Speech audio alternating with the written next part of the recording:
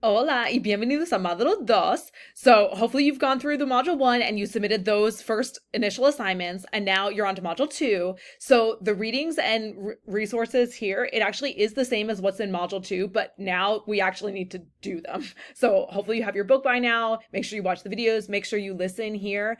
This listening section is something that's similar to what's on the quiz. You're going to hear people spell their last name and you're going to write their last name. So make sure that you can do that.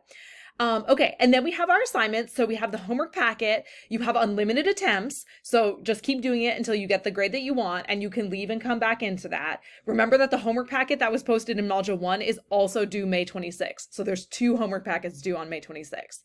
Okay, and then for the speaking assignment and the quiz, like now we're in full Spanish mode. So the speaking assignment, you got to answer those questions in Spanish, like you're going to spell your name and everything in Spanish. And then the quiz, you can only open it one time, and once you open it, you have to finish it. So make sure that you don't open it until you're really ready to take it, okay? Homework packets you can go in and out of, but the quiz, that's it. You open it, you have to take it.